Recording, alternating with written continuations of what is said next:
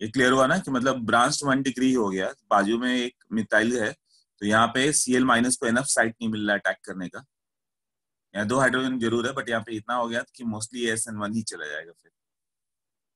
तो ये वाला क्वेश्चन ये दोनों के कंफ्यूजन में आता है कि ब्यूटेन 1 ऑल होगा तो कार्बोकेटाइन तो बनाते हो, बट ये हीट बेस्ड है तो ये ऑलवेज इवन होगा, ये ऑलवेज इवन है, हीट बेस्ड। और सब्स्टिट्यूशन में क्या हो गया, ये ऑलवेज इवन है, और यहाँ पे क्या होगा, ये SN2 हुआ। ये सब नोट्स पर्टिकुलरली ऑर्गेनिक यही होता है, बार बार रिवाइज करके लर्न कर लो तो तुम्हें याद हो जाएगा। कॉम्केस्टो सुपर के साथ जो कुछ भी हो ऑलवेज इवन, बट HCl के साथ जैसे मैंने लिख दिया वहां पे 1 degree ROH plus HX SN2 और 2 डिग्री 3 डिग्री ऑलवेज SN1। तो ये सब पहले भी कर चुके हो सब्स्टिट्यूशन में। सेकंड एग्जांपल क्लियर है, 2 डिग्री होगा तो तुम्हें SN2 ही करना है।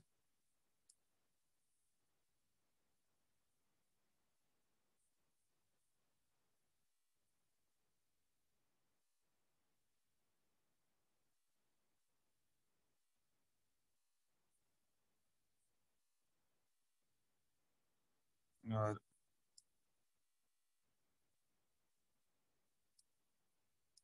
यहाँ पे हो जाए HCl H2SO4 रहता तो एलिमिनेशन, कॉन्केस्टो सुपर एलिमिनेशन, यहाँ सब्स्टिट्यूशन, तो क्या बनता था, मैकेनिज्म अब तक तो याद होगा। यहाँ पे प्लस चार्ज, रिंग एक्सपेंशन कब कंडीशन था, 4 मेंबर्ड के बाद प्लस चार्ज या 5 मेंबर्ड के बाद प्लस चार्ज।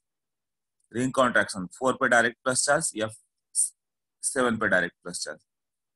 ये सब याद आना चाहिए तुम्हें। आई थिंक ये सब अब आराम से होता होगा, नहीं होता है तो प्रैक्टिस करो थोड़ा सा, आ जाएगा वो। ऐसा होगा ना, और ये बॉन्ड ब्रेक कर लिया तो क्या होगा, यहाँ से मिथाइल शिफ्ट ना, यहाँ प्लस, तब Cl माइनस दे दो। तो ऐसे बहुत सारे क्वेश्चन सब्स्टिट्यूशन में कर चुके तुम लोग। इस जस्ट में सब्स्टिट्यूशन एक बार यहाँ भी लिख दिया मैंने, रिवाइज करा दिया। क्वेश्चन नंबर 3 देखो। हाँ, ये इसमें कोई डाउट है, क्लियर है, ये जितना लिखा ये सब क्लियर है।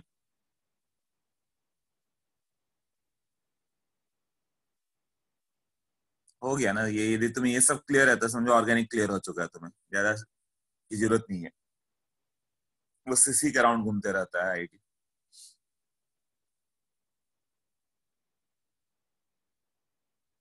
रिंग एक्सपेंशन, कब कार्बोकेटायन, कब E1, कब SN1, बस उतना ही घुमाते रहता है। जिसने नोट्स डेली आधे घंटे रिवाइज किया उसे डाउट रह ही नहीं सकता। ऑर्गेनिक उन्हीं लोगों के लिए जो आधे घंटे डेली रिवाइज कर रहे हैं, बाकी लोग के लिए नहीं है, वो छूट जाएगा उनके हाथ से। ये सही हो चुका है ना, ये उन्हीं लोगों का सही है, ध्यान देना जिन्होंने बार बार रिवीजन किया, बाकी लोग अभी भी सोच रहे होंगे कि क्या हो रहा है। ये ऑर्गेनिक इनऑर्गेनिक जो half an hour daily revise कर रहा है केवल उन्हीं के पकड़ में आता है। हाँ, बट जो पकड़ में आएगा ना एग्जाम में, तुम्हारा दास कैसे बोलता था कि ओनली 20 मिनट्स में सॉल्व हो जाता है सब, क्यों बाद में जाता था उसके सारे क्वेश्चन लर्न किए हुए हैं, तो देखने के साथ आता था। फिजिकल सॉल्व करने में 5 मिनट में तो ऑर्गेनिक ही ऑर्गेनिक करता था, 15 मिनट में फिजिकल के बाकी क्वेश्चन, और भी रट्टे टाइप हो गए थे। तब तो ओलंपियाड लेवल पे भी गया वो। नोट्स भी तुम्हें पढ़ना है, नेट नोट्स डेली लर्न करना है, प्लस एम का ऑर्डर, माइनस एम, प्लस आई, माइनस आई, सब एक एक क्वेश्चन का ही कलेक्शन तो है। नोट्स क्या है, हर एक एक क्वेश्चन का कलेक्शन है, कई क्वेश्चंस मैंने दे दिए हैं उसी का कलेक्शन है ना, तो तुम्हें लर्न कर जाना है इतने क्वेश्चंस, उसी में से कोई ना कोई दिखेगा।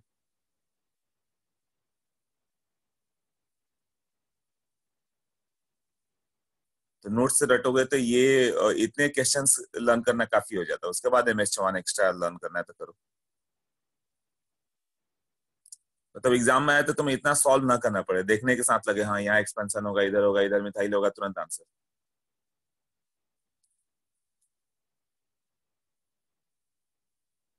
तो नोट्स आधे घंटे डेली रिवाइज करो, बस वो तुम्हें स्ट्रॉन्ग कर देगा। और इनऑर्गेनिक सबने स्टार्ट कर दिया ना, आधे घंटे डेली। देख लो, मैं बार बार हर बैच को बोलता हूँ, बट करने वाले पूरे बैच में ना 100 के स्टैंड में आके आखिर मतलब 4-5 बच्चे ही होंगे जिनको एनसीईआरटी लर्न हो पाएगा, बट उनका मार्क्स भी ऐसे ही आएगा, 99.5 से ऊपर ही रहेगा। हाँ, तुम लोग सोच लो, मैं परसेंट बता रहा हूँ, 100 में केवल 5 ही बच्चे होंगे जिनको एनसीईआरटी अच्छे से लर्न होगा, मगर उनका परसेंटाइल भी कोई 99.5 से कम नहीं कर सकता। क्यों? बहुत लोग सोचेंगे लास्ट में लर्न कर लेंगे, और यही गलती 95% लोग करेंगे, रॉन्ग होगा यहीं पे। तो मेरी एडवाइस मान लो, मेरा एक्सपीरियंस बोलता है कि केवल 5% ही तुम लोग कर पाओगे, अभी से करो। हाँ, half hour organic, half hour inorganic. NCERT download करो, कुछ भी नहीं करना है, एनसीईआरटी। एक एक क्वेश्चन एनसीईआरटी से आता है, एक क्वेश्चन भी एनसीईआरटी से बाहर नहीं हो सकता। एनसीईआरटी का पीडीएफ डाउनलोड करो, पीडीएफ अवेलेबल है, एस ब्लॉक, डी ब्लॉक। रोज एक पेज पढ़ना बहुत ईजी है, आराम से तुम्हारा कंट्रोल आता जाएगा इनऑर्गेनिक पे। बट लास्ट में 2 महीने में तुम 2-2 घंटे भी पढ़ोगे तो लर्न नहीं होगा। उसको रिवीजन चाहिए, 10 बार रिवाइज होता है तो लर्न होता है वो।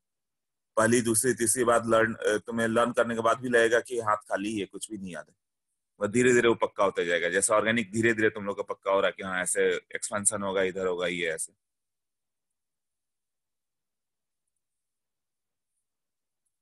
ऑर्गेनिक के लिए एनसीईआरटी इंपॉर्टेंट नहीं है, ऑर्गेनिक के लिए किसी काम का नहीं है, फिजिकल के लिए भी उतना किसी काम का नहीं है, सिर्फ इनऑर्गेनिक करना है उससे। हाँ, half an hour organic, half an hour inorganic. तो यही दोनों का बेसिस इतना होगा ना कि 99 परसेंटाइल से अब आना ही आना है तुम्हें केमिस्ट्री में। क्यों? ये डायरेक्ट रट्टा टाइप हो गया। बट ऑर्गेनिक डायरेक्ट रट्टा टाइप नहीं है, समझ के रखना है। समझ के आखिर ये तो लर्न करना पड़ेगा ना, SN2 कब था, SN1 कब था, प्लस उस पर 2-4 एग्जाम्पल जो नोट्स में मेरे वो लर्न कर लिए। ओके, इस पेज पे कोई डाउट नहीं है, क्लियर?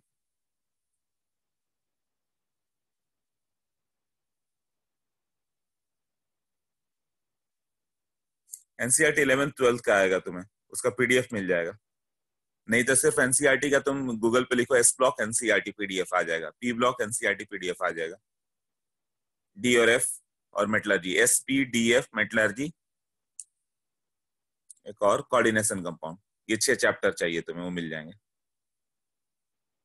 मैंने तुम्हें बताया था रैंक 35 था करण, उसका बुक मैंने देखा था, ओपी टंडन उसने पूरा लर्न कर लिया था।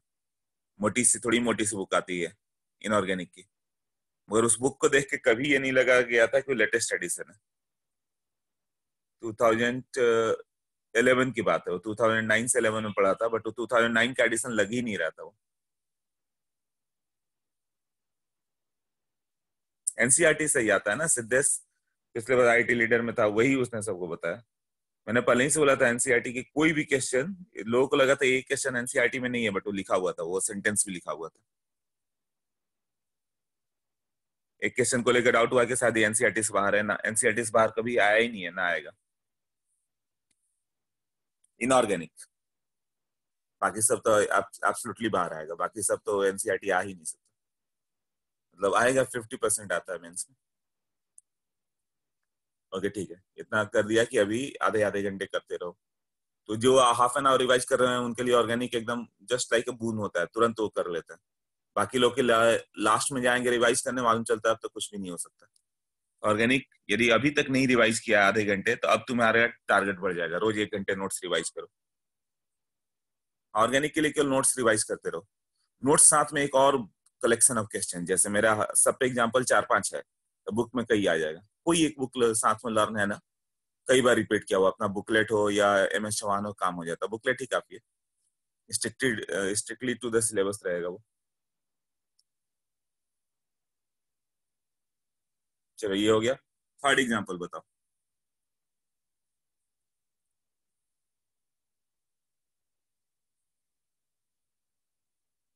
यहाँ पे OH है और HCl दिया हुआ है, तो पूछता है कि कितने माइनर और मेजर मिला के कितने प्रोडक्ट बनेंगे। पहले में क्या दिखा हुआ है, कार्बोकेटाइन बना दो, फिर वहां पे क्या ला दिया गया, Br ला दिया गया, यहाँ पे आ गया, तो Br माइनस जब यहाँ पर आएगा तो ऑप्टिकली एक्टिव होगा, तो RS फॉर्म 2 आ गया, लिखा हुआ है कि इसका क्या हो जाएगा, टू प्रोडक्ट बी आर के साथ कौन सा होगा यहाँ पे, आर और एस ना। दूसरे में कार्बोकेटाइन को रीअरेंज करो ऐसे,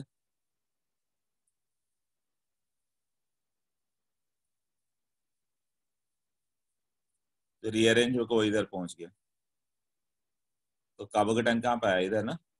फिर से बी आर माइनस अटैक करेगा, तो ये इसमें दो कायरल सेंटर हो जाएंगे, बी आर, ये भी कायरल है और ये भी कायरल है। तो यहाँ पे क्या होगा, फोर प्रोडक्ट्स ना, 2:2। फोर प्रोडक्ट कौन सा होगा, आर के साथ आर के साथ एस, एस के साथ आर, एस के साथ एस। और उसके बाद ये फिर से शिफ्ट होकर मिथाइल के नीचे आ गया और यहाँ पे बी आर आ गया।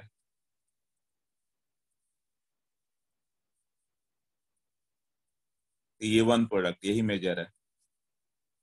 तो पूछ लेता है कि कौन कौन सा प्रोडक्ट फिजिबल है, कौन सा नहीं है। तो प्रोडक्ट फिजिबल मतलब बी आर यहाँ पे टर्मिनल पे दे देते बिल्कुल फिजिबल नहीं होगा ना, या बी आर यहाँ पे ला देते फिजिबल नहीं होगा, तो यही सब फिजिबल प्रोडक्ट है ना।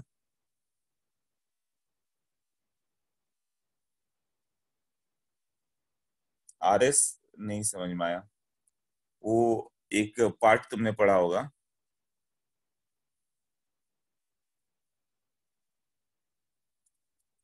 Number of isomers, C H O H, C H O H, C2H5, कितना आइसोमर्स होंगे।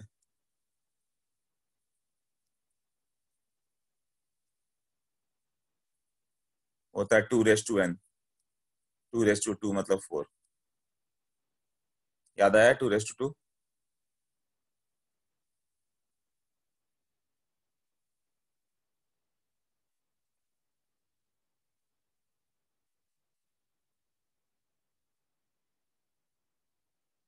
अच्छा, नोट्स रिवाइज करके भी नहीं समझ में आया।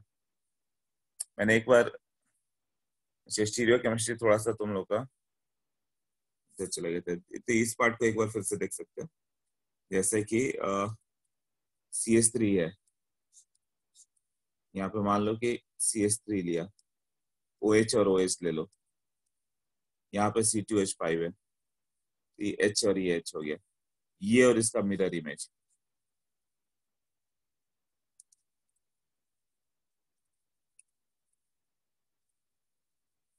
उसी तरह एक बार OH इधर, OH इधर, H और H,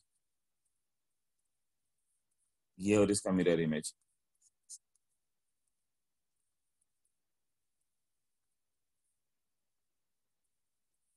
टोटल 4 प्रोडक्ट आ गए ना। ये सेंटर कौन सा, आर की एस,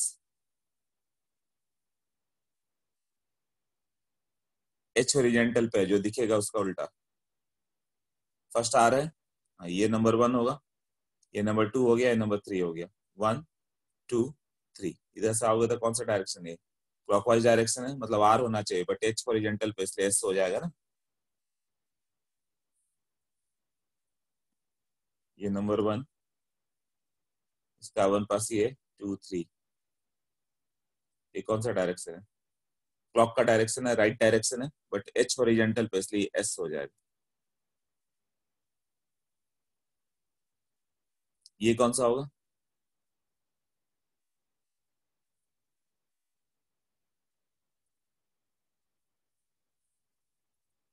ये नंबर 1, ये नंबर 2, ये 3। हाँ, ये एंटी क्लॉकवाइज एस होना चाहिए, बट ये ओरिजेंटल पे, तो ये क्या हो जाएगा, आर हो जाएगा। वैसे भी उसका मिरर इमेज दिख रहा है, तो इसका मिरर इमेज आर की ओर आता है। मिरर इमेज एग्जैक्टली नहीं है, मिथाइल और इथाइल है, बट मिथाइल रहता तो आर हो ही जाता ना, वैसा ही है ना प्रेफरेंस। एस आर हो गया, तो पहला हो गया SNR, उसका मिरर इमेज क्या बन जाएगा, ये RS बन जाएगा, करके देखो, ये हो जाएगा आर और ये एस। सिमिलरली इसका, ये एस है, तो ये भी एस होगा, तो ये क्या बन गया, ये आर और आर, वही बताया ना। 4 प्रोडक्ट क्लियर हुआ कैसे, यदि 2 रहेगा तो। जब रिवाइज करेंगे तो करेंगे, अभी तो ऐसे समझते जाओ।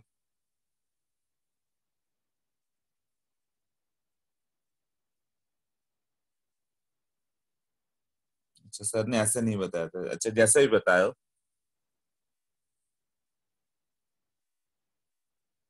एसएस वाला बताऊं?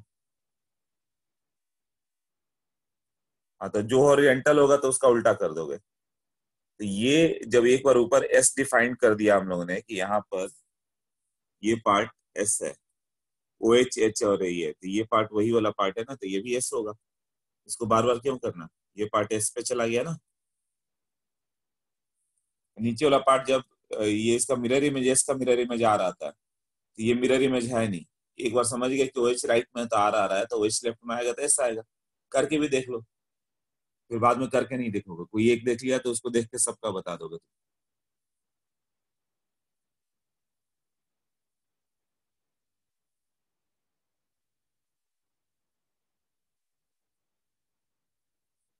हाँ, यही होता है ना कि ये पहला एस हो गया तो ये आर हो गया। मतलब जब मैंने बोला कि इसको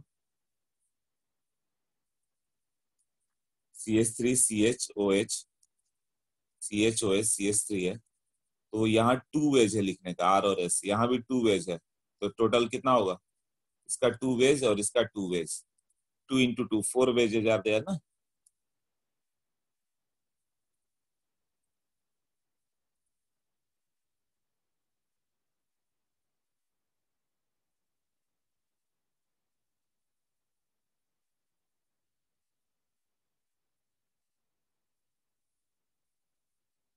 मतलब क्या डाउट है तुम्हारा? रुको, मतलब हर बार इंटरचेंज करना पड़ेगा? इंटरचेंज?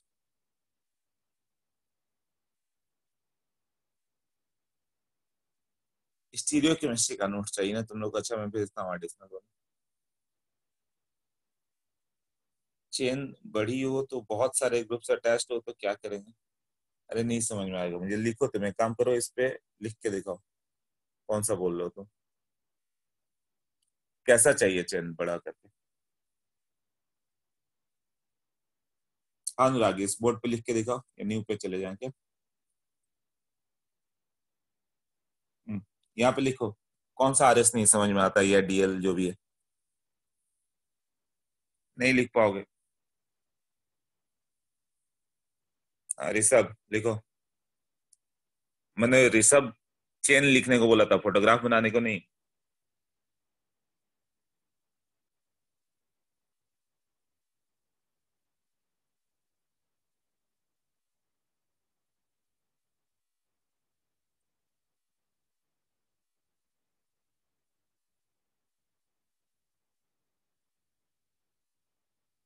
वेरी गुड, पूरा रेलवे ट्रैक बिछा दो।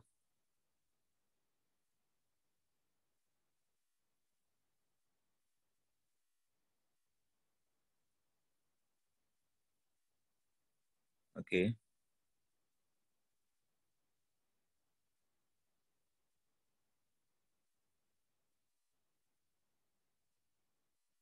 Okay Rishabh.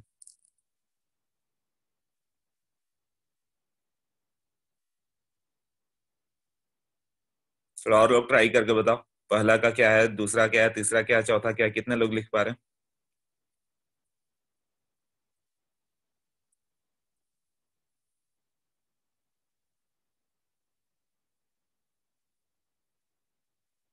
Sudo chiral, okay.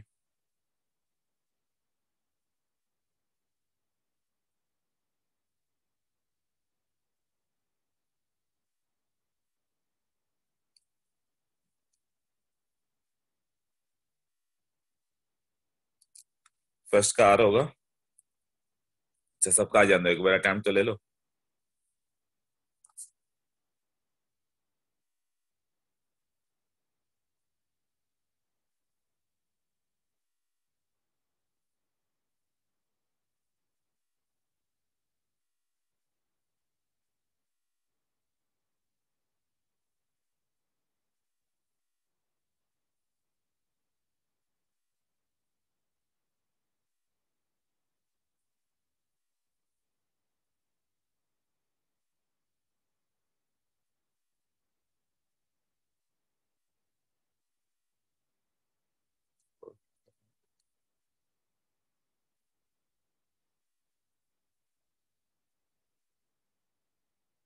हो गया आंसर?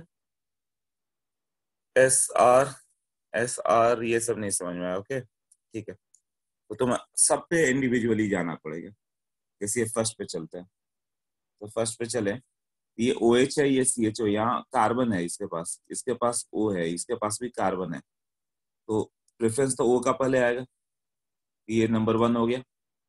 इस कार्बन के पास ऑक्सीजन है, इस कार्बन के पास ब्रोमीन है, ये नंबर टू हो गया। दूसरा आइटम देखते हो किसके पास हाइयर एटॉमिक नंबर है। यही था ना, दोनों कार्बन हो और एक के पास एक आयोडीन हो, वही ज्यादा होगा रादर देन एक के पास तीन ब्रोमीन हो।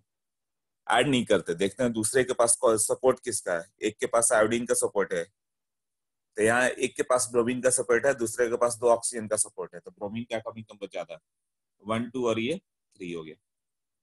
तो क्या होगा वन टू थ्री में ऐसे। ये कौन सा डायरेक्शन है, क्लॉकवाइज आर होगा, बट एच हॉरिजेंटल पे है, इसको एस करते हैं। यदि हॉरिजेंटल पे लिस्ट प्रेफरेंस ग्रुप, तो जो दिख रहा है उसका उल्टा। जैसे कि यहाँ पे फोर्थ, यहाँ पे ग्रुप, तो क्लॉकवाइज मतलब एस हो जाएगा। ऐसा क्यों?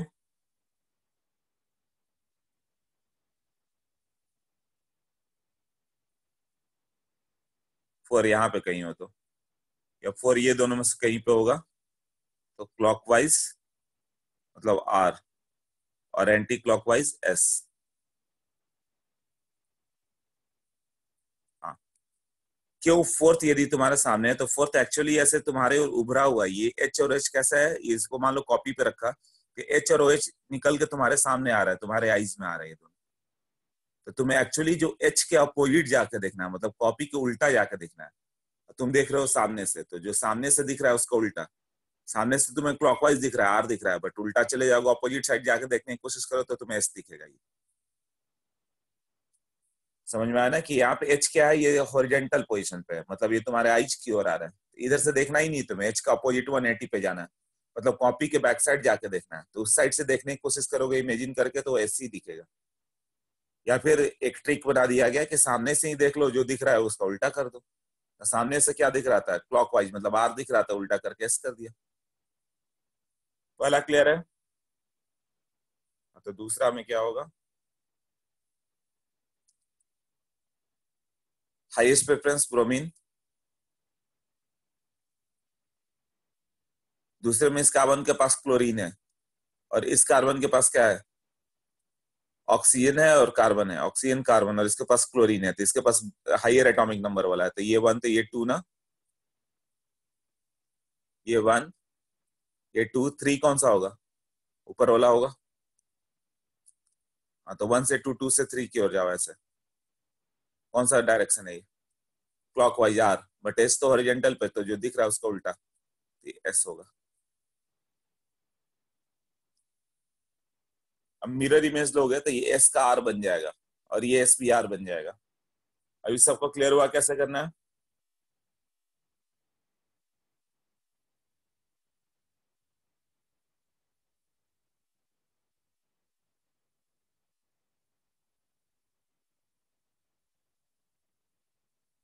S S R S S S S R. Okay, सबको क्लियर हो जाता है। अब थर्ड के लिए फिर इतना लिखेंगे नहीं, माइंड में कैलकुलेट करो। सीएल किधर है, लेफ्ट साइड नंबर वन होगा, सी के साथ। हाँ, अब बताओ, सीएल नंबर वन हो गया लेफ्ट हैंड साइड वाला। नीचे में ऊपर वाले कार्बन के पास ब्रोमीन है, इस कार्बन के पास भी ब्रोमीन है, बट ब्रोमीन तो टैली कर गया, बट ये नीचे वाले कार्बन के पास CH3 है, और उस कार्बन के पास दो दो कार्बन कार्बन ही है, उसके पास क्या हो गया, एक कार्बन और एक हाइड्रोजन पड़ गया, तो वो वीक पड़ गया ना। हाँ, तो इसको जब करोगे तो लिख देता हूँ, थोड़ा कंफ्यूजिंग दिख रहा है ना, इससे लिखता हूँ। Okay? इसके पास गया तो ये नंबर वन। अब ये दोनों में जाओगे तो क्या होगा, जो ब्लू से पहले लिखा था,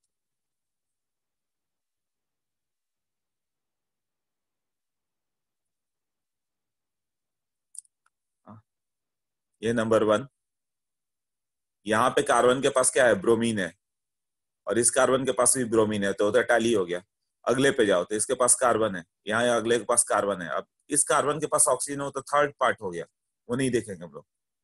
हाँ, ये दोनों कार्बन सेम पड़ गया। अगले पे जाओगे तो इसके पास क्या पड़ गया तुम्हारा, कार्बन ही पड़ गया, बट इसके पास हाइड्रोजन पड़ गया, यहाँ हाइड्रोजन पड़ गया ना, तो ये ज्यादा पड़ गया। प्रेफरेंस में ये 2 पे पड़ गया, क्योंकि इसके पास 2 मिथाइल है, उसके पास 1 हाइड्रोजन है, और ये 3 हो गया। 1 2 3 तुम इधर से जाओगे, 1 से 2, 2 से 3, तो ये कौन सा डायरेक्शन आ रहा है, एंटी क्लॉकवाइज, यस ना, बट एच ओरिजेंटल पे तो आर हो जाएगा। अरे तो इतने लोगों का रॉन्ग हो रहा था वो।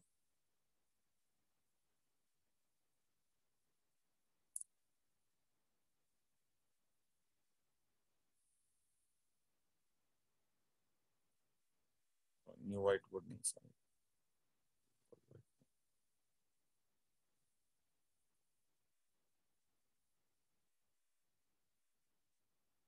SSR, अभी कितना लोगों का राइट जा रहा था। हाँ, लोकेश का राइट था,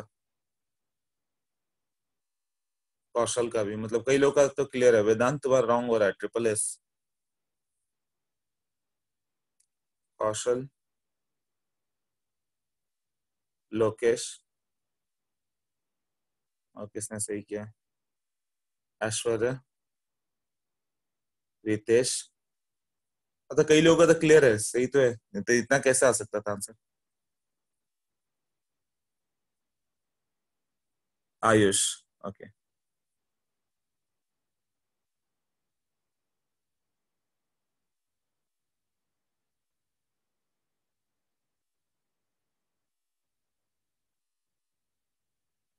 हाँ, लास्ट वाला तुम्हारा वो कायरल ही नहीं है, तो इसको काउंट नहीं करोगे, ये बनाने में रॉन्ग करेंगे, तो ये चीज ऐसा नहीं दिखाओगे, केवल कायरल के लिए ऐसा दिखाते हैं हम लोग। तो सी के साथ इसको सिंपली लिख देंगे, CH3 ट्राइस Br, मतलब इस पार्ट को ऐसा नहीं लिखना है। क्लियर। तो इसका कोई नेमिंग नहीं आएगा, RS नहीं आएगा, फोर्थ का कोई नेमिंग नहीं।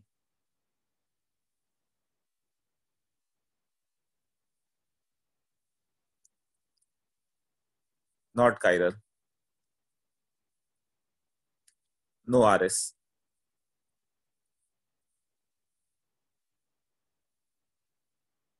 आई थिंक ये हो गया क्लियर। तो चलो, मेन से बहुत हट गया, थोड़ा तो समझ में आ गया ना, ये पार्ट को फिर क्लियर करना नोट्स से सर का। ओके, तो ये पॉइंट क्लियर हो गया। थर्ड वाला पॉइंट कैसा हो गया, नेक्स्ट पे जाए। फोर्थ में देखो कितने प्रोडक्ट बनेंगे, आप शायद बता पाओगे।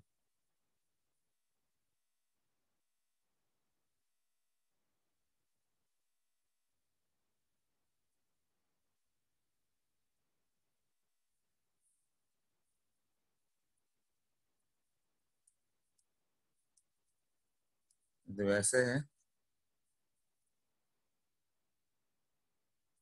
OH के साथ HBr, टोटल कितने प्रोडक्ट बनेंगे, खुद सोचो फिर आंसर देखना।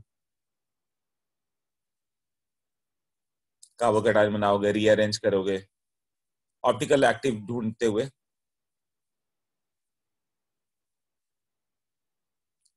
कार्बोकेटाइन एक पोजीशन शिफ्ट होगा तो 2 बार कार्बोकेटाइन बना, टोटल 4 आएगा ना। करेक्ट। एक बन गया तुम्हारा, जब यहीं पे कार्बोकेटाइन बन गया तो Br यहाँ पे आ जाए,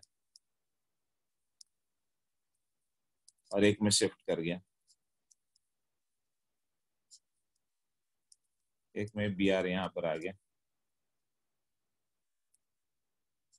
तो यही है ना, यहाँ 2 और यहाँ 2, टोटल 4 प्रोडक्ट्स ना।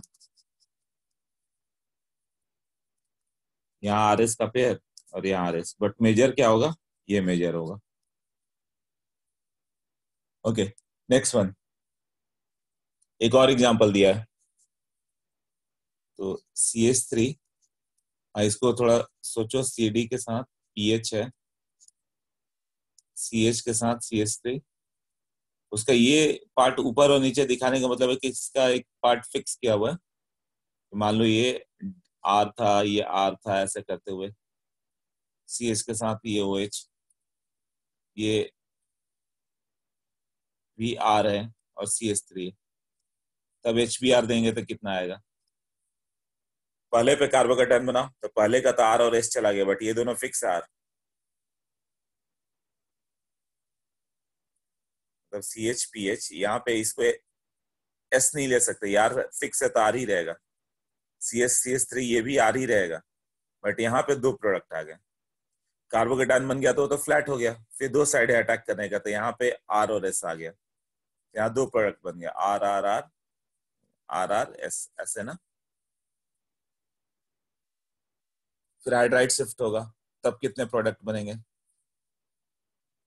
जब कार्बोकेटाइन बन के हाइड्राइड शिफ्ट किया यहाँ, तो क्या बन जाएगा? CH3 CDPH, इसका R एज इट इज पड़ा हुआ है, और यहाँ CH पे प्लस आ गया, और यहीं पे प्रोडक्ट आने वाला है ना, और ये क्या हो गया यहाँ CH2 CH3।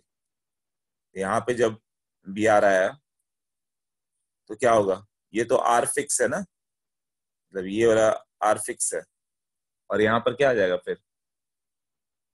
इसी पार्ट पे दोनों R और S आएंगे ना, तो लेफ्ट हैंड साइड R है।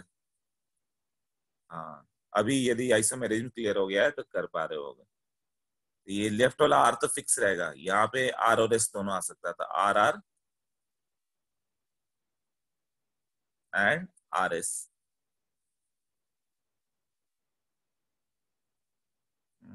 Cl3 कहाँ से आया? Cl3 कहाँ पे लिखा है? CH3, हर जगह CH3 था, Cl3 नहीं था।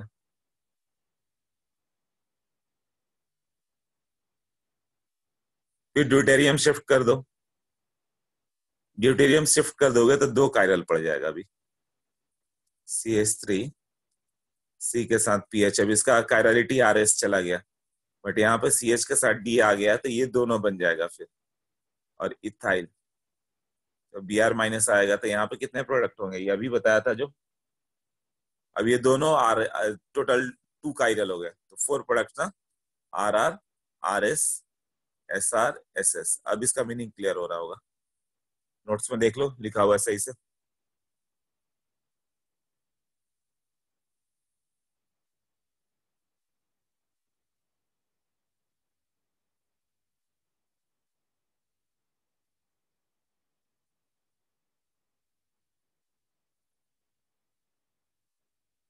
ये सब सब्स्टिट्यूशन वाले पार्ट ही है, यहाँ पर कर ले रहे हैं, 2-4 क्वेश्चन हम लोगों ने, है ना, तो उससे रिवाइज हो जाता है। बाकी मेन ये सब्स्टिट्यूशन तुम्हें वो मैकेनिज्म में ही देखना,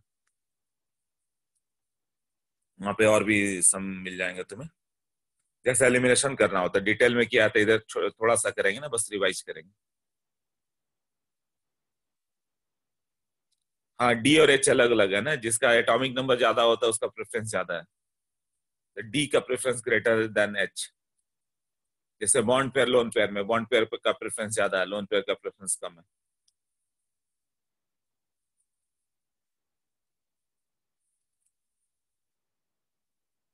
तो उसका 5 रूल था आरएस नोमेनक्लेचर का, कान इनगोल्ड प्रीलॉग रूल।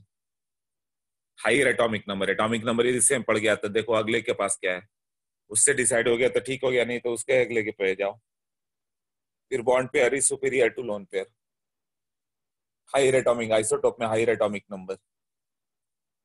डबल बॉन्ड को 2 सिंगल बॉन्ड करके लिख सकते हो, यही सब 5 रूल था। तो बार बार नोट्स रिवाइज करोगे तो लर्न हो जाएगा ना। Okay, next. क्लियर है ना? क्लियर इतना? यस और नो? ये एक्शन मैकेनिज्म में यही पार्ट तुम लोग को प्रॉब्लम कर रहा था, तो डाउट आ रहा था इनिशियली, अब धीरे धीरे क्लियर होते जाएगा जहां जहां पे प्रॉब्लम है।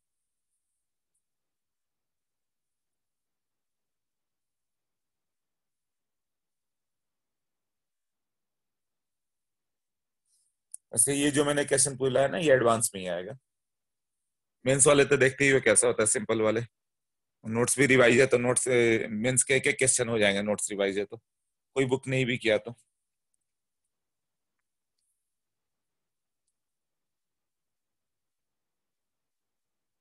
ओके, तो सबको क्लियर है, नेक्स्ट पे चले। नेक्स्ट में देखो तो क्या, लुकस टेस्ट। लुकस टेस्ट वो किया था ना, उसमें क्या नाम है, सब्स्टिट्यूशन में, याद करो तो, नहीं सब्स्टिट्यूशन में पार्ट सब का था ना, किया था ना वो, कि नहीं किया था? ठीक से याद करके बताओ मुझे। किया हुआ है, ओके। तो देखो लुकास टेस्ट में लिखा हुआ है, it is used to distinguish what, 1 degree 2 degree 3 degree alcohol with the help of Lucas reagent. होता क्या है कि आरओएच के साथ HBr और HI दे दो, तो अभी बताया था H प्लस क्या बनाता है अल्कोहल को, makes it a good leaving group, always SN1 for 2 degree 3 degree SN1 और अनब्रांच रहा तो SN2। अभी बताया था आरओएच के साथ HX, तो उसमें HBr और HI ये रूल करेगा, SN1 SN2 वाला। बट HCl क्या होता है, न्यूक्लियोफाइल पुअर पड़ जाता है, Cl minus Br minus I minus. तब क्या हो जाता है कि वहां पे Cl माइनस जल्दी रिएक्ट नहीं करता, तो एनहाइड्रस ZnCl2 देते हैं, वो सपोर्ट करता है इसको बाहर निकालने में, क्योंकि लुईस एसिड है। अब देखो आरओएच के साथ HCl दोगे और एनहाइड्रस ZnCl2 दे दिया गया, RCl बन गया, वो क्या बन गया, टर्बिडिटी। RCl जो बनेगा वो तो ऑर्गेनिक कंपाउंड बन रहा है, तो टर्बिड दिखेगा, मतलब क्लाउडनेस दिखेगा उसमें। अब आरओएच के साथ एनहाइड्रस ZnCl2 और HCl दे दो, तो मैकेनिज्म देखो क्या है, वही मैकेनिज्म जो बताया, H प्लस जाकर अटैक करेगा, R प्लस बाहर आ गया, है ना। तो R प्लस तब बने जाएगा जब 3 डिग्री हो, क्योंकि कंडीशन एनहाइड्रस ZnCl2 और कॉन्क HCl है, मतलब वाटर इतना ज्यादा नहीं है कि 2 डिग्री भी SN1 हो। अभी तक 2 डिग्री क्या लेके चल रहे थे हम लोग, SN1 ले रहे थे ना। रिकॉल करो, आरओएच के साथ HBr HI, तो हम लोग किसकी बात कर रहे हैं, एक्वस की बात कर रहे हैं ना। इसमें क्या था, 2 डिग्री 3 डिग्री SN1। SN1 के लिए क्या होता है, हाइड्रेशन करोगे तो R प्लस बन पाएगा, बट आरओएच के साथ और 1 डिग्री रहा तो अनब्रांच्ड, तो SN2, ये अभी समझाया था मैंने, आरओएच प्लस HX वाला पार्ट। अब यहाँ पे आरओएच के साथ कॉन्क HCl दे दो, जब कंसंट्रेटेड होगा तो वाटर तो है ही नहीं, बहुत कम है, और एनहाइड्रस ZnCl2, यदि तुमने वाटर दे दिया तब तक एनहाइड्रस ZnCl2 FeCl3 AlCl3 का काम ही खत्म हो गया। लुईस एसिड तो वाटर से ही ले लेगा ना लोन पेयर, इसीलिए कभी भी लुईस एसिड लेते हो तो एनहाइड्रस लेते हो। जैसे फ्रिडल क्राफ्ट अल्काइलेशन, एनहाइड्रस से AlCl3 लेंगे, एनहाइड्रस से AlCl3 लोगे तब जाके वो इससे लोन पेयर लेगा। बट ये एनहाइड्रस है तभी तो हो रहा है ना, हाइड्रेटेड हो गया हाइड्रस, तब तो वाटर ही आके इसको लोन पेयर दे जाएगा। तो लुईस एसिड हमेशा क्या लेते हैं, एनहाइड्रस, तो वाटर कम रखते हैं, तो ये कॉन्क HCl लिखा हुआ है। तो कॉन्क HCl लिया तो मतलब वाटर बहुत कम है, तब तो ये 2 डिग्री भी किसमें फॉलो कर जाएगा, 1 डिग्री 2 डिग्री दोनों SN2 पे चले जाएंगे, और 3 डिग्री किधर चला जाएगा, SN1। 3 डिग्री केवल कार्बोकेटाइन बन पाएगा, 3 डिग्री का कार्बोकेटाइन स्टेबल होता है, तो थोड़ा भी वाटर मिला तो SN1 बन गया। वाटर लोन पेयर दे के जाएगा तो क्या नुकसान होगा, ओके। यदि वाटर लोन पेयर दे देगा तो यहाँ पे क्या था, ये इसको डोनेट किया, आर के साथ Cl प्लस AlCl3 माइनस ऐसे हुआ था, तब जाके ये बाहर गया, तब रिएक्शन में कार्बोकेटाइन बना, तो ये बेंजीन पे रिएक्ट करता था। बट तुमने हाइड्रेटेड ले लिया तो AlCl3 ये काम ही नहीं कर पाएगा, वाटर इसको लोन पेयर दे देगा, RCl ब्रेक ही नहीं होगा, ये तो कार्बोकेटाइन नहीं फॉर्म होगा फिर।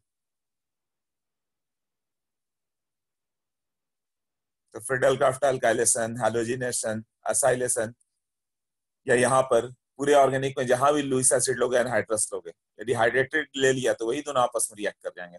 अब LiLH4 यूज करना है, तुम वाटर में डाल दो तो क्या होगा, तो यहाँ कीटोन है, बट वो कीटोन पे जाके अटैक नहीं करेगा, क्यों, इसके पास H माइनस है और वाटर के पास क्या है, H प्लस, ये जाके H minus H plus react करके हाइड्रोजन गैस बाहर आ जाएगा। इथाइल का आयनिक हाइड्राइड था ना, NaH प्लस H2O, रिएक्ट करके H2 गैस बना था, इस ब्लॉक में बताया था ना, ये कोई भी हाइड्राइड। तो LiLH4 RMGX या RMGX ले लो, किस में लेते हो, ड्राई ईथर। क्यों ड्राई ईथर, R माइनस एक स्ट्रॉन्ग बेस है, इसको थोड़ा भी मॉइस्चर मिला ना तो RH बन जाएगा, याद करो preparation of alkene, Grignard reagent पे H प्लस कहीं से भी मिला ना, वाटर हो NH3 हो, RH बन जाता था।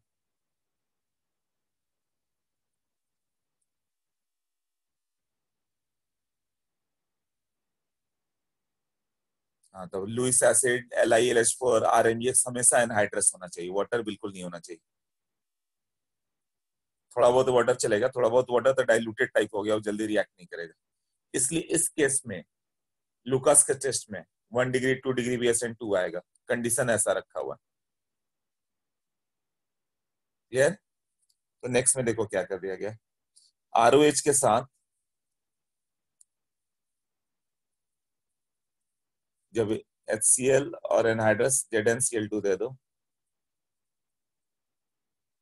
इस पे अटैक करेगा, ROH2 प्लस और यहाँ पे Cl माइनस हो गया। अब Cl माइनस जाकर बाहर करेगा इसको, है ना, तो ये RCl plus H2O ZnCl2 anhydrous इससे रिएक्ट करके ट्रैप करते जाएगा, तो रिएक्शन फॉरवर्ड होते जाएगा। तो ये SN2 होता है for what, when R is 1 degree और 2 डिग्री, और 3 डिग्री रहेगा तो वो रुकेगा नहीं, R प्लस बन ही जाएगा। लिखा हुआ है ROH 3 डिग्री लोगे तो R प्लस बनना ही है, तब Cl माइनस से अटैक करके RCl आएगा। तो ये इमीडिएट टर्बिडिटी होगा, IM में लिखता हूं, मतलब इमीडिएट। तुमने डाला नहीं कि फ्रैक्शन ऑफ सेकंड में तुम्हारे, मतलब second, with in second, 1-2 second के अंदर तुम्हें टर्बिडिटी मिल गई, क्यों, R प्लस बन गया, SN1 रिएक्शन फास्ट होके ये तुम्हारा इमीडिएट हो गया। जबकि 2 डिग्री में क्या होगा, वो 5 मिनट ले लेगा, और 1 डिग्री में रिएक्शन होता ही नहीं।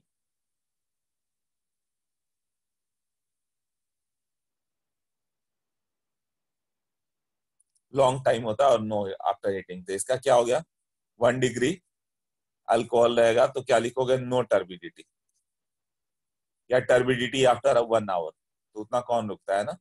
2 डिग्री 5 to 10 मिनट्स में हो जाएगा, या 2 to 3 मिनट्स भी होगा, कुछ मिनट्स में जाएगा। और 3 डिग्री अल्कोहल रहेगा तो इमीडिएट टर्बिडिटी। इससे तुम्हें ये मालूम चल जाएगा कि वो कौन सा अल्कोहल है। जैसे इस तरह से पेंटेनॉल, नो टर्बिडिटी, ये 2 ऑल है तो ऐसा आएगा, और 3 रहा 3 डिग्री इमीडिएट, ये तीनों में आएगा ना, नो टर्बिडिटी लिखो, या टर्बिडिटी आएगी हिट करने पे, और ये क्या लिखोगे, 5 to 10 मिनट्स में, और यहाँ पे इमीडिएटली, ये इमीडिएट रिएक्ट करेगा। तो लुकास रिएजेंट ये बता देगा कि 1 डिग्री अल्कोहल है कि 2 डिग्री की 3 डिग्री है, मतलब पेंटेन 1 ऑल है, या आइसोपेंटेनॉल है, या नियोपेंटेनॉल वाला पार्ट है। क्लियर हुआ कैसे हुआ। अब देखो, driving force in the Lucas test क्या होता है, ZnCl2 अब्सॉर्ब वाटर, यही लिखा हुआ है ना। अब क्वेश्चन है कि identify the compound which gives Lucas test.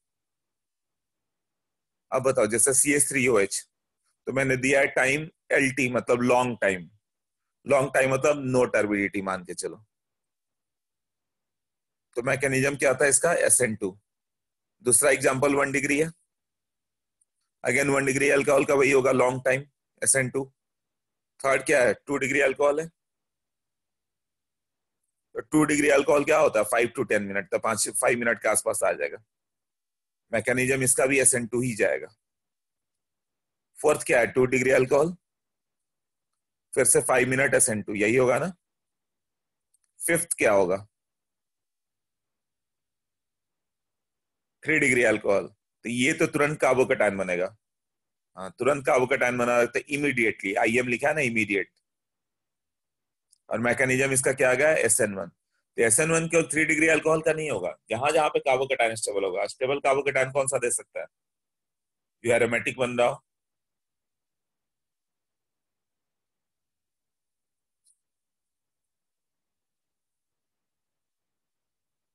और कौन सा है, नेक्स्ट नेक्स्ट एग्जांपल देखो, कौन है वेटिंग में, आदित्य।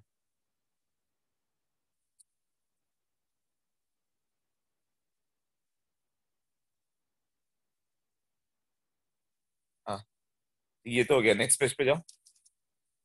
नेक्स्ट पे जाओगे तो ये तुम्हें मालूम है कि OH है, वो OH हट के Cl नहीं आएगा। किस किस केस में सब्स्टिट्यूशन नहीं होता था, याद करो। No SN1, no SN2, double bond पे लिविंग ग्रुप हो, विनाइल हैलाइड वगैरह, double bond, triple bond, bridged, हाँ, और डायरेक्ट बेंजीन पे हो, था ना। तो यहाँ पे OH हो गया, तो फिनॉल से तो तुम Cl नहीं बना पाते थे, याद है, सब्स्टिट्यूशन, तो नो रिएक्शन। सेवंथ अलाइलिक है, तो कार्बोकेटायन स्टेबल होगा, डायरेक्ट बेंजीन पे नहीं होता था, इसलिए 6 वाला no reaction, no substitution. Benzene पे कोई लिविंग ग्रुप है तो नो सब्स्टिट्यूशन। तो याद करना पड़ता है कब कब सब्स्टिट्यूशन नहीं था। सेवंथ क्या, अलाइलिक, बेंजाइलिक, एरोमेटिक, 3 डिग्री, इसका कार्बोकेटायन स्टेबल होगा तो इमीडिएट देगा। तो सेवंथ क्या हो गया, अलाइलिक है तो इमीडिएट होगा, मैकेनिज्म SN1। और कौन सा इमीडिएट लिखा हुआ है देखो तो, 9th, क्यों 3 डिग्री है ना। और कौन सा इमीडिएट है, 12th, resonance stabilise carbocation, allylic होगा ना।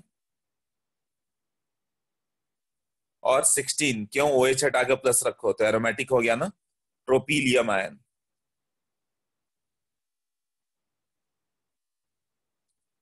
6 भूल गए, अच्छा 6 बताता हूँ। और इमीडिएट कौन सा हो देख लो, 16 तो कर दिया, 17 भी, दोनों अलाइलिक है, 18 बेंजाइलिक है, ये होगा ना। तो इमीडिएट टर्बिडिटी कौन सा होगा जिसमें कार्बोकेटायन स्टेबल हो रहा हो, कार्बोकेटायन स्टेबल हो रहा कौन सा हो गया, 3 डिग्री, बेंजाइलिक या अलाइलिक या एरोमेटिक, इमीडिएट टर्बिडिटी। और नो किस में होता था ये याद करो,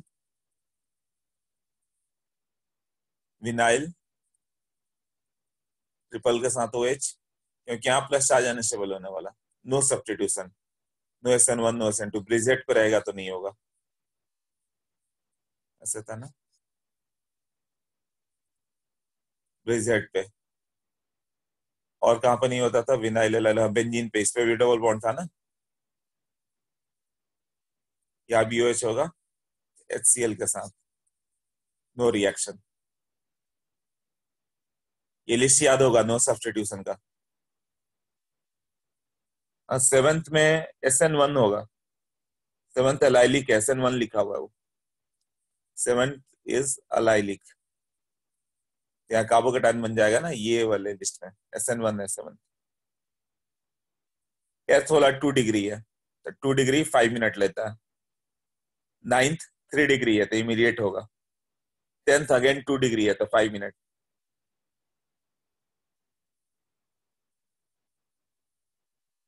ये सब SN1 से जाते थे इमीडिएट वाले, बाकी सब SN2 है। 11th 1 डिग्री है तो long time, no turbidity. 12th allylic तो इमीडिएट होगा, 13 तो हो ही नहीं सकता, ब्रिजेट पे होगा तो नहीं करोगे है ना, नो रिएक्शन। 14 1 डिग्री है तो लॉन्ग टाइम, 15 2 डिग्री है 5 मिनट है, बट 16 एरोमेटिक बन जाएगा कार्बोकेटायन, इमीडिएट। 17 अलाइलिक है, इमीडिएट। 18th बेंजाइलिक कार्बोकेटायन बनेगा, इमीडिएट। आप बताओ 1 to 18 में किस में डाउट है।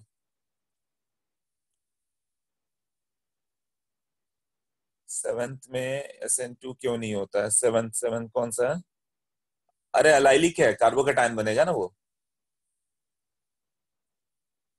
ये। अच्छा तुम्हें लगता है अलाइलिक को लेकर तुम लोग को डाउट है, देखो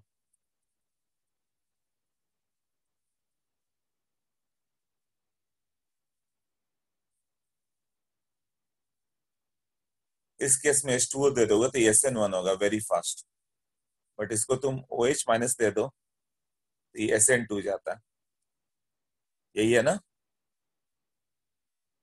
इसका इफेक्ट आता है, ये C14 रहेगा ना तो यहाँ पे SN1 रहेगा तो दोनों पोजिशन पे बनेगा, यहाँ 2 प्रोडक्ट बनता था, याद करो, CH2 410 के साथ CH, CH2OH। और अगले में जैसे ही कार्बोकेटायन बनेगा शिफ्ट होकर लेफ्ट आ गया था, तो C14 ऐसा, जो मैंने एक असाइनमेंट भेजा था उसमें क्वेश्चन भी थे इस पे।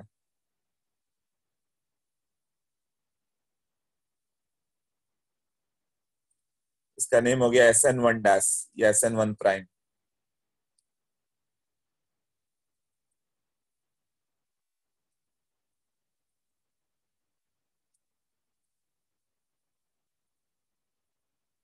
ऐसे है ना, यहाँ ये इधर आएगा, यहाँ 2 प्रोडक्ट बनता था, एक CH2 पे और एक C14 पे, इसका नेम हो गया SN1 डैश, याद आया। और OH माइनस इसमें एक ही प्रोडक्ट बनेगा, C14 से इसका कोई मतलब नहीं, CH2 double bond CH, CH2OH, ये हो गया SN2। निगेटिवली चार्ज होगा तब डायरेक्ट अटैक करेगा, तो वो उसे मौका ही नहीं देगा कि कार्बोकेटायन बन पाए। क्लियर? और ये क्लियर है ना जो लिखा? फिर बताता हूँ। अभी जो लिखा होगा याद आ गया? SN1 dash SN2।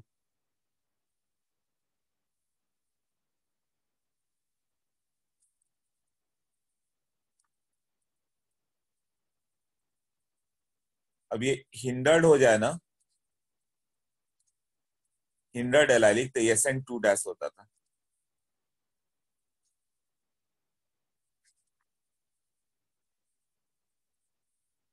मतलब OH माइनस डायरेक्ट इस पे अटैक नहीं कर सकता है, तो OH माइनस किस पे अटैक करेगा? इस पे, अल्टरनेट पोजीशन पे। तब ये बॉन्ड क्या होगा? इधर शिफ्ट हो जाता था। इसमें इस पोजीशन पे भी OH आ जाता है। मान लो ये C14 है तो C14 पे दिखेगा, फिर वहां आता ही नहीं था क्योंकि वो 3 डिग्री है। नहीं, CH डबल बॉन्ड C के साथ ME, इसका नेम है SN2 डैश, SN2 प्राइम।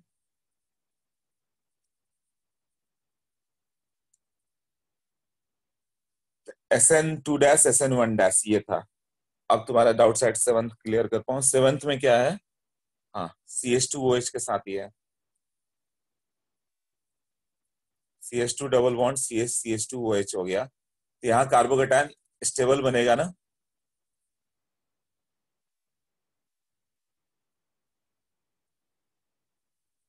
तो ये जब होगा ना, ये पहले ही कार्बोकेटायन छोड़ के निकल जाएगा, तब Cl माइनस आएगा। तो ये SN1 था। तो ये SN1 कब होगा? When stable carbocation. कब था? एलाइलिक, बेंजाइलिक, एरोमेटिक और 3 डिग्री।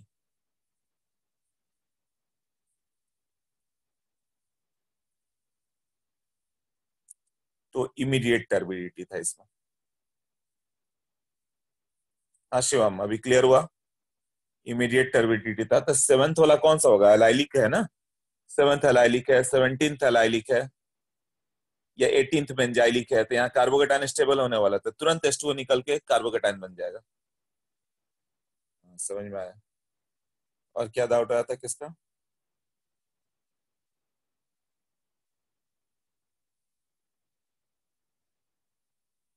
सब्स्टिट्यूशन के भी नोट्स? अरे सर के नोट्स ऑलरेडी अच्छे अच्छे, वो सब मैं भेजूंगा।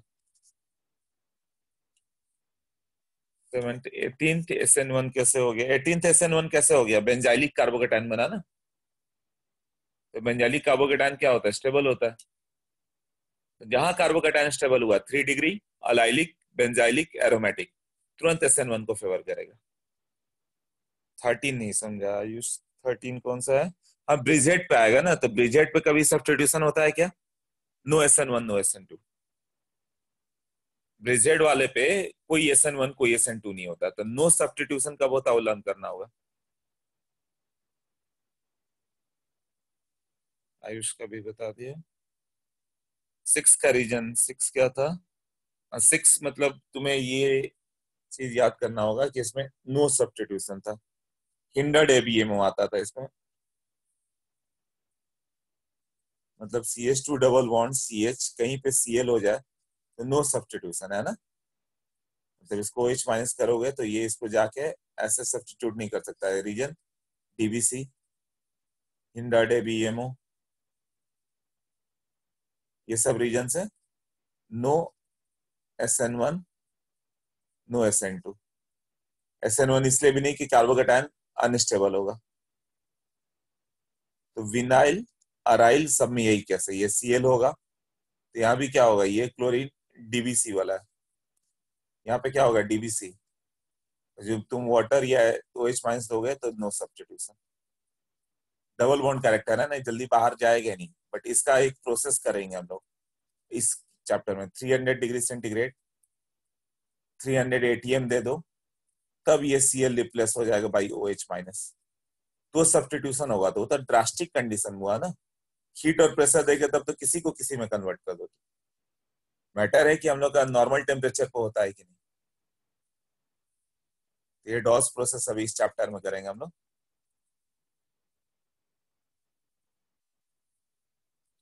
अभी 6 क्लियर हुआ ना कि no reaction, in general room temperature रख रहे हैं हम लोग तो नो रिएक्शन। ओके।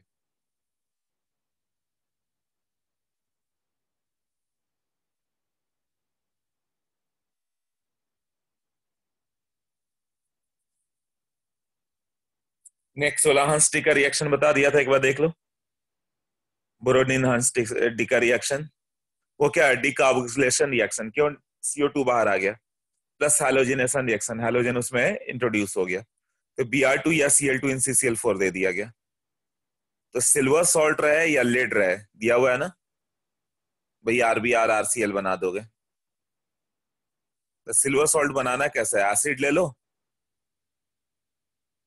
और उसको सिल्वर ऑक्साइड से हीट किया गया, यही किया गया ना, मतलब RCOH, इसको Ag2O के साथ हीट करो, ये बन जाता RCOAg, या PbO के साथ हीट करो तो इसका बन जाएगा RCO ट्वाइस Pb। अब इसको Br2 इन CCl4 दे दो तो क्या होता है? CO2 बाहर आ जाएगा, AgBr बाहर आ जाएगा और एक RBr आ गया था, RBr RCl आता था। इसी दो केस में सक्सेसफुल है, आयोडीन के केस में नहीं होगा।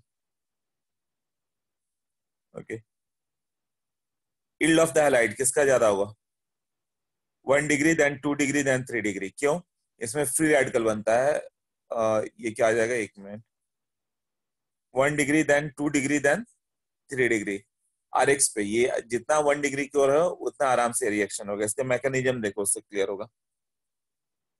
आयोडीन के लिए सुटेबल नहीं है, क्यों? एस्टर बना। मैकेनिज्म में देखो, RCOAg, Ag प्लस क्या करेगा? Br माइनस से रिएक्ट किया, RCOO AgBr तो बन गया, प्रेसिपिटेट बन गया।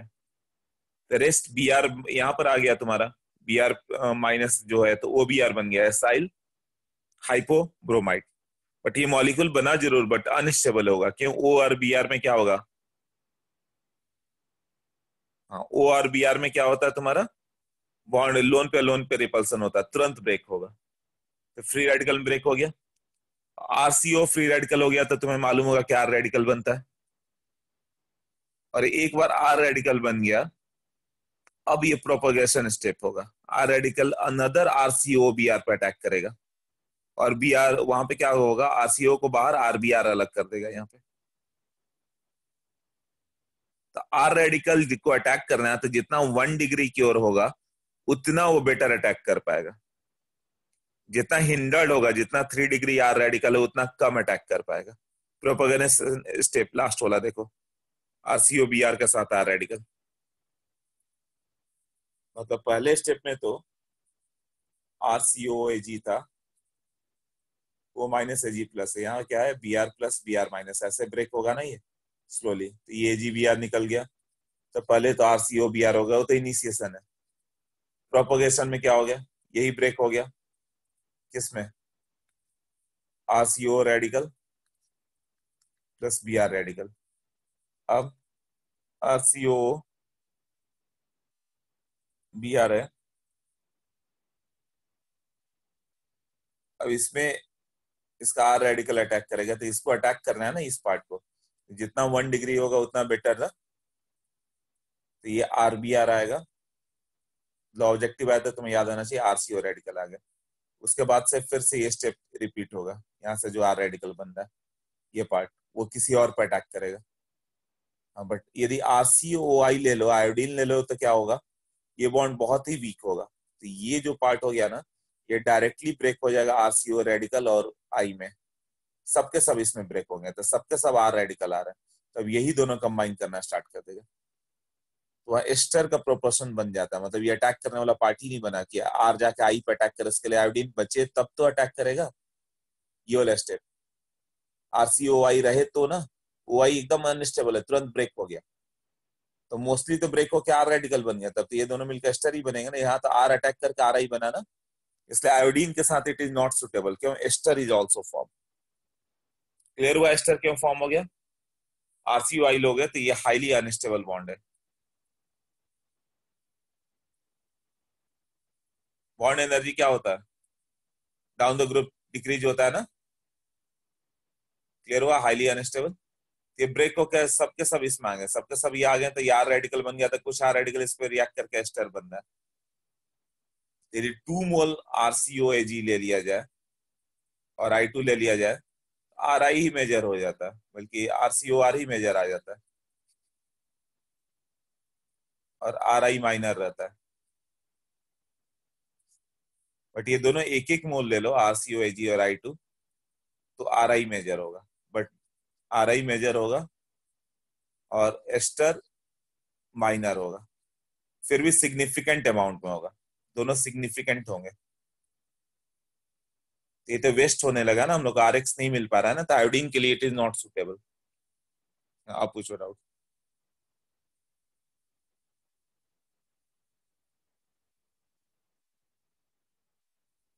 नहीं नहीं, down the group bond energy कम होता है। OF2 OCl2 तो मिल जाता है, but OBr2 OI2 just break कर जाता है। NH3 भी मिल जाता है, NCl3 NBr3 NI3 एक्सप्लोसिव हो जाता है। डाउन द ग्रुप क्या होता है, बॉन्ड एनर्जी कम हो जाती है। बॉन्ड एनर्जी से याद है, अभी सबसे पूछता हूँ तो देख लो इसमें क्या डाउट है।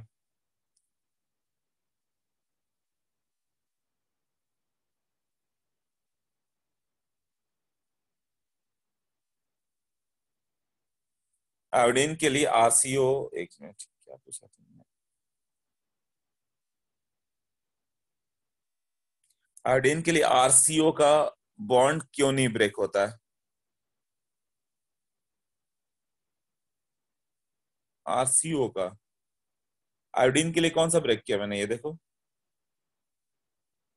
आयोडीन में लिखा है कि ये जब बन जाएगा, ये बन गया, तो ये बॉन्ड अनस्टेबल होता है। ऑक्सीजन ऑक्सीजन का लोन पे रिपल्सन होता है, और ये लार्ज साइज है, ये बॉन्ड तुरंत ब्रेक होगा।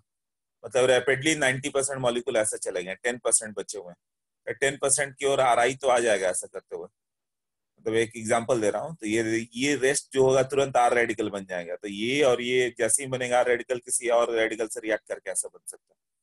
तो एस्टर का प्रोपोर्शन बढ़ने लगता है इस पर अटैक करने के बजाय। क्लियर, क्योंकि ये कम परसेंट बचा हुआ है ना। फिर भी आर आई ही मेजर होगा। कई बुक में उन लोगों ने क्या कर दिया है कि आरसीआर को मेजर कर दिया है। वैसे नहीं, आरसीआर मेजर कब होगा, जब 2:1 का रेशियो हो, ये 2 मोल हो और ये 1 मोल हो, तो ही एस्टर मेजर होगा। मैंने नोट्स में लिखा हुआ है। बट ऐसे 1 मोल रहेगा तो आर आई मेजर होगा। बट वेस्ट इसलिए हो जाता है कि ये भी है, माइनर होते हुए भी बहुत ज्यादा अमाउंट है, ये नहीं कि 1-2% है, 30-35% है ये।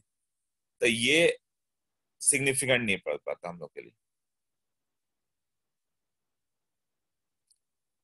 वो आर रेडिकल कैसे आया नहीं समझा। आर रेडिकल तुम्हें मैंने बताया था फ्रेडल क्राफ्ट, बल्कि इलेक्ट्रोलिसिस में ओ पे रेडिकल है। ये क्या हो गया, ओ रेडिकल है, ये रेडिकल है, और यहाँ पर रेडिकल है, तो ये दोनों मिलकर CO2 चले गए थे ना। इलेक्ट्रोलिसिस, फैराडेज इलेक्ट्रोलिसिस था, आर आर बन के तुम्हारा एल्केन बना था ना, तो यहाँ एल्केन भी बनेगा माइनर प्रोडक्ट। ये वही स्टेप है ना, ऑक्सीजन पे रेडिकल और आर पे रेडिकल। तो ऑक्सीजन का रेडिकल हाईली इलेक्ट्रोनेगेटिव, इससे तुरंत इलेक्ट्रॉन चाहिए, तो इसको ब्रेक करके CO2 बाहर आ जाता और आर रेडिकल बन जाता। ये स्टेप किया था ना इलेक्ट्रोलिसिस में, फैराडेज इलेक्ट्रोलिसिस। हाँ, तो ये याद आना चाहिए प्रणव, मतलब एल्केन का रिवीजन कम हो रहा है तुम्हारा।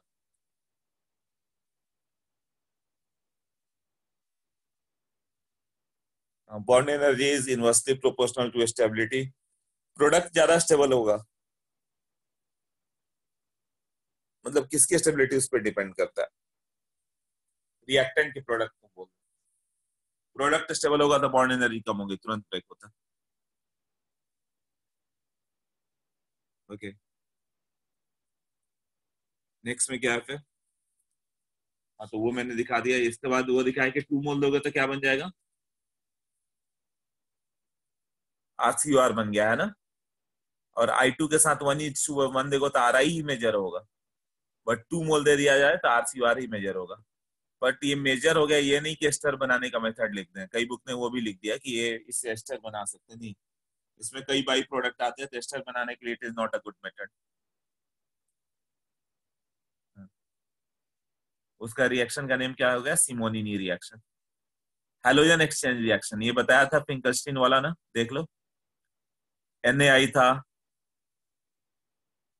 कोई भी पोलर सॉल्वेंट ले लो, aprotic, acetone, DMF DMSO, NaF NaCl NaBr, ये सब क्या इनसॉल्युबल, NaI क्या था, सॉल्युबल, यही था ना। देन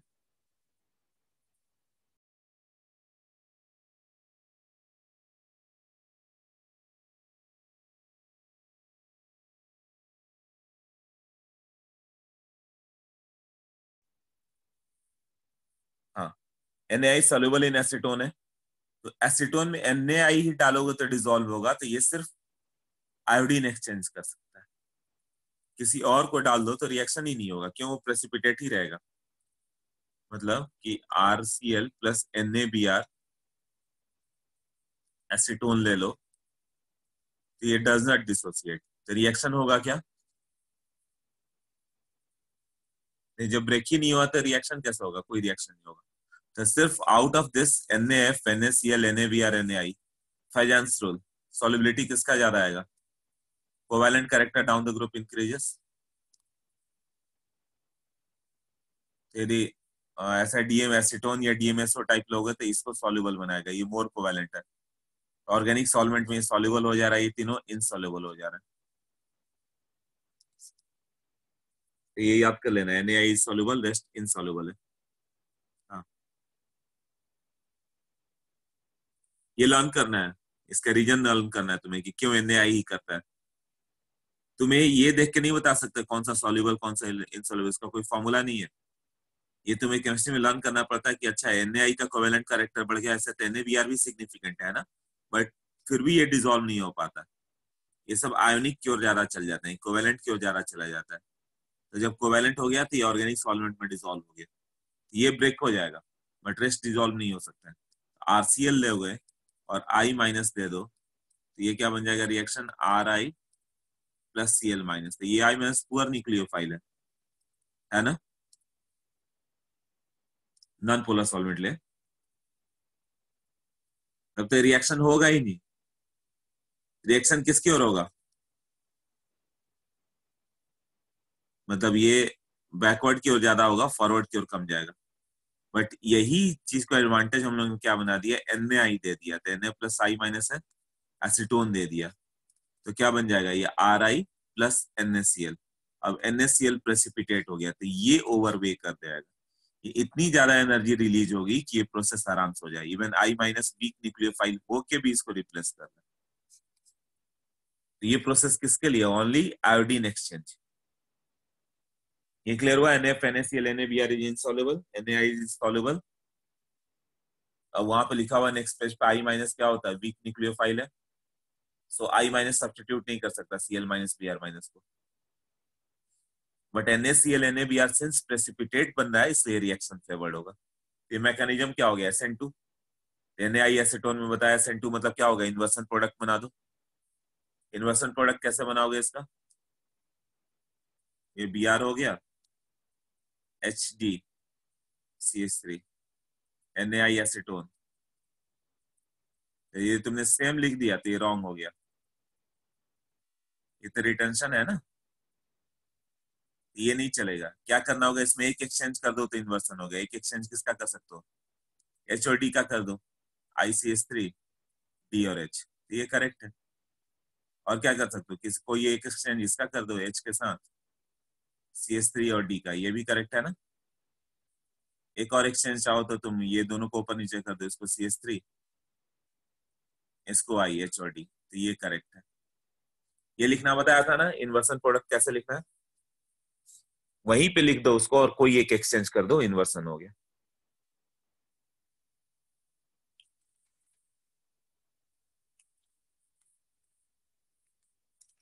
ये क्लियर हो गया? ओके।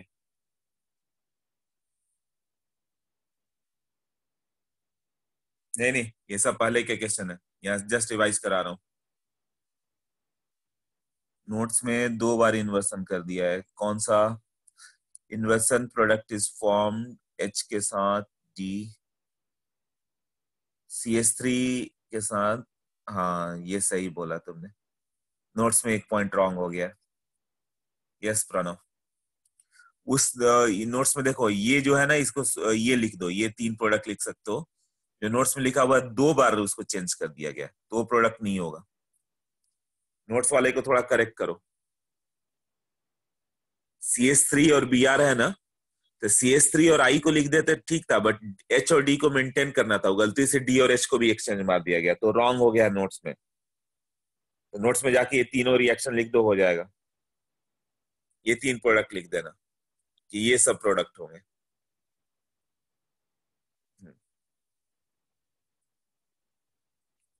मेरे बाद डीडी सर का लेक्चर है, बहुत अच्छा, फिजिक्स भी पढ़ोगे।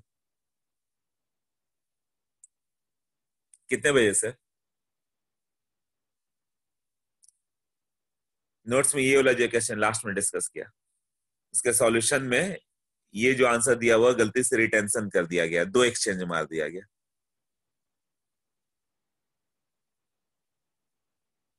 10:30 से, ओके।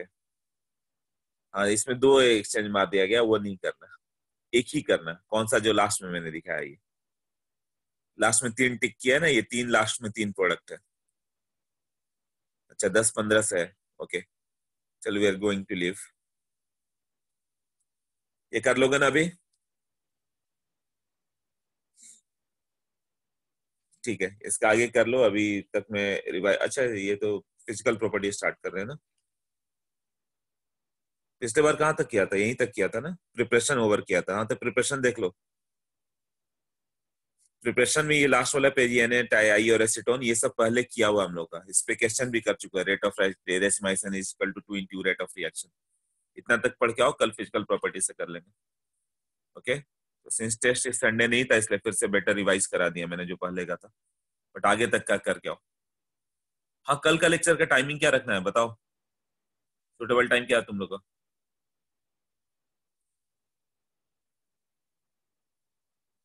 मॉर्निंग में चाहिए, ओके। 10 o'clock। हाँ, 8 to 9:30, 8 to 10 मेरा लेक्चर है। 8 to 10 लेक्चर है, नर्चर बैच में था। 10 o'clock से 10:30 से रखे क्या? 10:30 to 12:30, कल ओवर कर देंगे। हाँ, 10:30 12